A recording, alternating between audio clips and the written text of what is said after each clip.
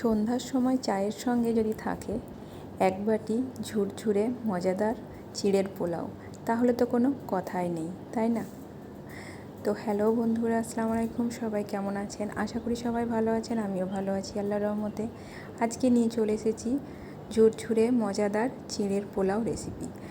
আশা করছি পুরো ভিডিওটি জুড়ে আপনারা আমার সঙ্গে থাকবেন এবং রেসিপিটি যদি ভালো লাগে অবশ্যই একটি লাইক, শেয়ার, কমেন্ট করে আমার পাশে থাকবেন। তো দেখে নেওয়া যাক রেসিপিটি।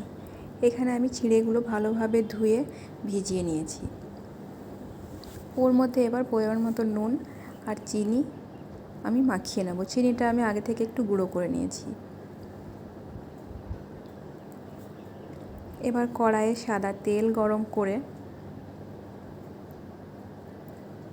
তার মধ্যে দিয়ে দেব চীনাবাদামটা ভালোভাবে ভেজে নেব। খুব হাই হিটে ভাজবো না, মিডিয়াম হিটে ভাজবো। ভাজা হয়ে গেছে।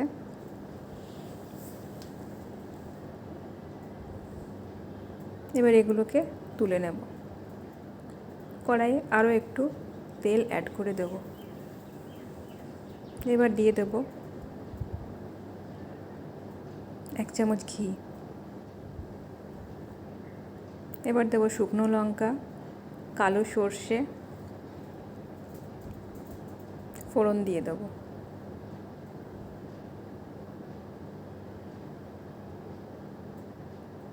এরপর দিয়ে দেবো কারি পাতা। ঘিয়ের মধ্যে যখন এই কারি পাতাটা পড়ে না, এত সুন্দর একটা ফ্লেভার আসে।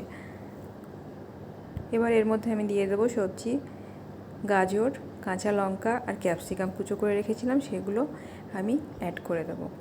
এখানে আলু সেদ্ধ করেও টুকরো টুকরো করে কেটে দেওয়া যায়। কাজু কিশমিশও অ্যাড করা যায়। এখানে নিজের পছন্দ মতো ড্রাই ফ্রুটস বা ভেজিটেবল অ্যাড করা যেতে পারে। এখানে আমি অল্প একটু লবণ অ্যাড করলাম, কারণ আগে থেকে চিড়েতে লবণ দেওয়া আছে। দিয়ে দিলাম একটুখানি হলুদ গুঁড়ো। অবশ্য আগে একটু পেঁয়াজটা দিতে হতো, কিন্তু পেঁয়াজ কুচিটা আমি আগে দিতে ভুলে গেছিলাম, তাই আমি এই পর্যায়ে পেঁয়াজ কুচিটা অ্যাড করে নিয়েছি। কারণ সবজিটা আরও কিছুক্ষণ ভাজা ভাজা হবে, তো ততক্ষণে পেঁয়াজটাও ভাজা হয়ে যাবে।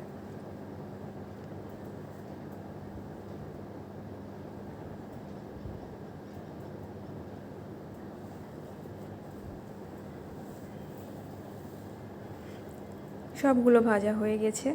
এবার ওর মধ্যে দিয়ে দেবো আমি ভিজিয়ে রাখা চিড়েটা দিয়ে খুব বেশিক্ষণ নাড়াচাড়া করার দরকার নেই, জাস্ট মিক্সড করে নিলেই রেডি হয়ে যাবে। উপর থেকে ছড়িয়ে দেব ভেজে রাখা বাদামটা।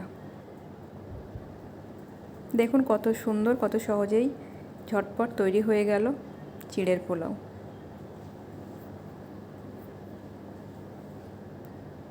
তো আমার রেসিপিটি আপনাদের কেমন লাগলো অবশ্যই কমেন্ট বক্সে জানাবেন। কত সুন্দর ঝুরঝুরে, একটার সঙ্গে একটা লেগে যায়নি, ভেঙে যায়নি। তো সবাই ভালো থাকবেন। আল্লাহ হাফেজ।